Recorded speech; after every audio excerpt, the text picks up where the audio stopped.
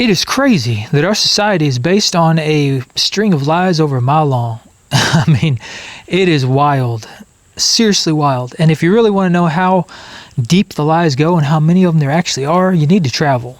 Over the last 20 or so years, I traveled a lot. 50 to 75% of the year, I was going all over the U.S. and all over the world. I've been to 16 different countries in almost all 50 states. And I can tell you that when you travel that much, you come to a lot of realizations. And there's a lot of stuff that you see that you simply cannot unsee. And one of the biggest things that I've noticed, and one of the biggest lies I believe we've been told after visiting numerous different countries, is the fact that living with your parents, living with your family in general, has been stigmatized. Multi-generational homes, that's what I'm referring to here. You go to pretty much any other country in the world, and you're going to see multi-generational homes. People live with their parents. They even live with their grandparents. There can be as many as 2 to 3 generations living in a single household. I dated girls overseas several times throughout my life, and I think almost all the girls I've dated in different countries always live with their parents. And I didn't frown upon that because it's just the way things are set up in different countries. And I'm sure that if you're watching this and you live in a different country, you can kind of confirm this and you know exactly what I'm talking about. But for us here in America, it can be hard to relate to that and hard to see how that's not a bad thing, because that is the way we're conditioned here in America. We are conditioned to believe that living with your parents and living in a multi-generational home means that you're a bum and a freeloader and that you're probably broke. But again, in different countries, that's the way things are set up. And if you really think about what this means for us here in America, when you stigmatize living in a multi-generational home, there's a lot of implications that come from that. So let's just start off with the basics. If you grow up believing, like we do here in America, that it's a bad thing to live with your family after you turn 18, then what ends up happening is that as soon as you turn 18, you leave the nest, whether you're ready or not. Most people do that because you don't want to be made fun of and you don't want to be looked down upon for living with your parents. And if you leave your family home without having saved a bunch of money, or without having your education squared away or your career situation squared away, it's going to be tough for you. And that's not setting you up for a very good chance of success early on when you're starting your adult life. But beyond that, the deeper meaning is that when you leave at the age of 18 because you believe you need to, because it's the societal norm, what that does is it injects all these worker bees and all these people into the system. It puts you, the cog, into the machine, and it keeps the machine running. You're now an extra taxpayer. You're now a worker. You're now filling your role in society that they deem you should fill. And that's the way things are set up, not only here in America, but in various places across the world. A lot of these countries have now prioritized working and paying taxes and being a cog in the machine above family, above relationships, and all the things that are actually important in life. Because if you think about what's important in life, working and being a cog in the machine and paying taxes and all these things aren't really that important. These are the things that we're told are important because they want us to take part in this consumerism and be a part of this materialistic, commoditized society that we're all now trapped in. But if you really drill it down, these things are not important at all. These things have zero meaning. They have zero value in terms of actual life, purpose, fulfillment, and joy. But it's a bad situation when society prioritizes those things above family, above health, above peace of mind. But the great thing is that I think more people are catching on to this because I'm starting to see a lot more of those shared communities pop up. There are people that are actually buying massive plots of land and they're kind of subdividing that up and they're distributing it to their family, to their friends, and to like-minded people. And they're actually establishing their own self-sufficient, self-reliant communities. And I think that's an amazing thing. And as a matter of fact, I think more of us should get back to that, because what that does is it allows you to share resources. And not just that, but it creates a society of people that kind of complement each other's skills. And that is especially true if you have people that are like-minded, because you may have one person that's a carpenter, you may have a plumber, you may have a hunter, you may have somebody that's good at gardening. And when you have this broad array of different skill sets, then you complement each other.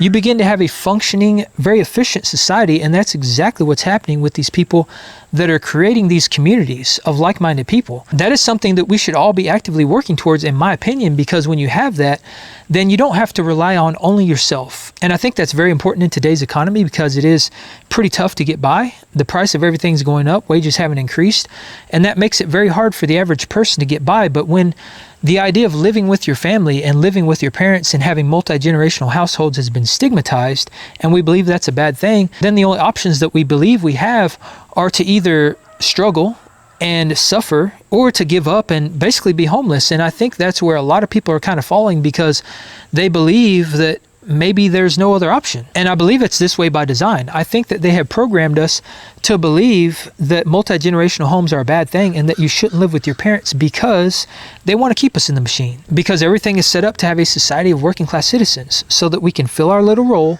and we can pay taxes and stay trapped in the system for basically our entire lives. And don't get me wrong, I know there are certain circumstances where you wouldn't be able to do this with your family because maybe you don't have a family or maybe you don't get along with your family, so that's not really an option. But there's always the option of doing this kind of thing with like-minded people, creating a community of like-minded people or households that are multi-generational with people that you can relate to and people that you can trust. Because if you really think about it, family is what you make it anyway. You could have a family and you could absolutely hate that family, or that family could hate you. But then on the other side of the coin, you could also have friends and you could absolutely love those friends and they could love you back and you could have a fantastic relationship with them. So in that sense, those friends are now your family. And I think that's very important and something to keep in mind, especially when we're thinking about creating these types of societies. And personally, I find all this very relatable because I moved out of my parents' house when I was 18. I went off to college, and then after college, I actually moved back in and I lived with them until I was 25 years old. And the reason I did that is so that I could save as much money as I possibly could so that I could move out and be financially secure, so that I could buy land and build a house and do all the things in life that I wanted to do. And that is exactly what I did. Living at home with my parents until I was 25 actually allowed me to save over $70,000 in the first 5 years of my career. And I was only making about $20 an hour at the time. And that allowed me to buy this land. And a couple years later, I built my house and I actually was able to front about $40-some thousand of my own money towards that house so that the mortgage I had to pull out was quite a bit smaller than what it could have been. And because that mortgage was quite a bit smaller, I was able to pay my house off in less than 4 years. And looking back at my life, I can say with 100% certainty that the runway that I was able to establish by living with my parents for an additional, 5 or so years allowed me to do these things. Because I think it goes without saying that if I stayed living on my own when I moved out at 18, I would not have been able to save that much money. And that's not to say I wouldn't have been able to reach those goals, but it definitely would have taken me a lot longer. And if I was able to time travel my 18-year-old self and put him in this timeline, it would have taken me a lot longer because the cost of things now are almost double in some cases of what they were back in the early 2000s. And this is something that we don't think about when we stigmatize multi-generational households. The fact that it affords you with the opportunity to pool resources, become more efficient, and essentially become more productive. It actually gives you a better chance of being able to survive, especially in today's economy. And if we look at all the different countries around the world, the ones that are actually doing this, we kind of see that because those countries actually do prioritize family over work. And you'll see that they actually take the weekends off and they don't work 24 hours. As a matter of fact, there's not a whole lot of stores that are open 24 hours in many of the different countries around the world. And there are actually a couple countries now that as a whole have adopted the 4-day work week. And what they're finding is that profit margins are soaring. The businesses are way more productive, and that is because people can now prioritize family and the things in life that are actually important over work. And I think that makes sense because if you look at the state of our country and the fact that most of us work 5, 6, 7 days a week, it's very rare that we get time off, and a lot of us have to work overtime. We're not very happy, and that means that we're not very productive. But a lot of this comes down to mindset because those countries are the same countries that have not stigmatized multi-generational households. It's very normal for these people to live in the same household with their parents and their grandparents throughout their entire lives. And not only is that going to drastically reduce your expenses because everybody's paying their way, but you also then have a support system that is behind you at all times. And some people may not like that. Some people need their privacy and they need their alone time. But I think the communities of like-minded people that are now becoming popular is the best alternative to that, because you can have your own individual households but still share a single plot of land. And when you have that, you now have the space to have a garden, you can raise livestock, you can do all the things that you need to do to become very self-sufficient. And from what I've seen from a lot of these communities, they don't have to work nearly as much because, again, they're pooling and sharing the resources. And I think that's very important, especially in today's economy. So I think it's high time that we remove the stigma around multi-generational households and communities of like-minded people, because if things continue in the direction they're going, I think these movements are only going to get bigger. And until we change our mindset about this stuff and we realize that most of the things that we believe are based on lies to keep us trapped in the system, it's going to hold us back. It's going to keep us from reaching our true potential and keep us from going after the things in life that we want.